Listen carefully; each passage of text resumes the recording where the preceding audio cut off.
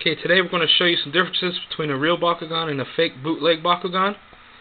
If you look, obviously you can tell right away that there are two different shades of green. The one on the left is lighter and the one on the right is darker. If you look at the front of them, the one on the left has the Ventus symbol, which goes with the green, and the one on the right has an Aquos symbol, which is supposed to be for blue Bakugan, yet this Bakugan is green in color. The highlights on a real Ventus are darker green. On this bootleg, the highlights are actually gold. So the color is completely wrong, as is the symbol.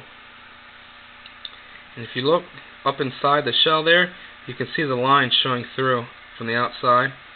You can see them showing through the plastic because it's a lot thinner, cheaper plastic. And I don't know if you can see the G power or not, but the G power it's actually upside down, and it's very thin numbers. They're really thin. Okay, and then the screws, all the screws that hold it together, if you can see them, I'm not quite sure if it'll focus right or not. They're just slotted Phillips crosshead screws, normal screws. Now if we look at the legitimate one, it's hard to see, but the G power is obviously not upside down, and it's a thicker numbers. The numbers are a lot thicker and bolder.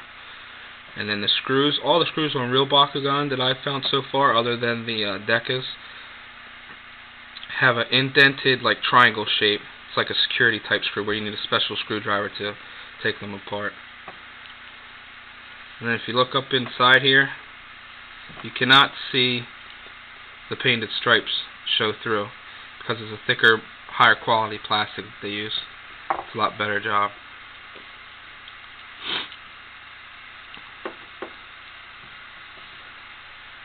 Okay, and then also if you look inside, probably can't get it to show up, but inside you can kind of see it a little bit. It's actually a copyright in there. It's a copyright symbol, and then the Spin Master letters are inside there to show that it's a legitimate Spin Master product. So that's quick, easy ways to tell the actual Bakugan themselves. Just look at the color differences, the highlights, the screws, G power, and everything. It's a pretty easy way. And if you look over here at the cards, if you look, the one on the left is nice and bright looking, and the one on the right is a little dull.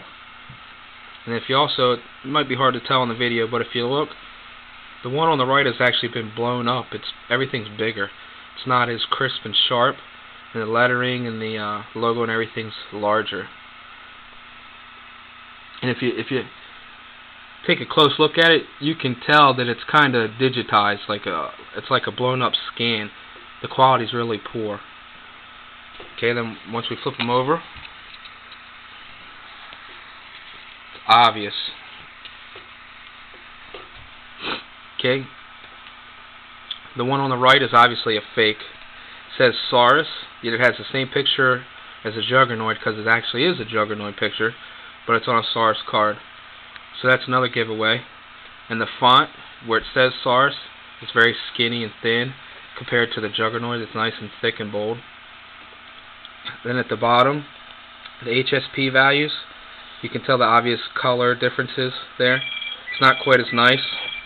And then at the very bottom of the legitimate one, there's copyright information and a card numbering. And on this one, it just has a couple little numbers on the card, and that's it. And then overall, if you look at the side of the card here, I don't know if you can focus it in or not, it's very thick.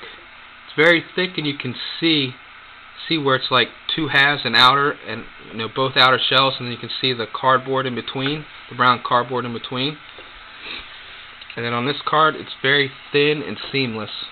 It looks like one thin card. You can't tell that if it was made up of layers of cardboard or not.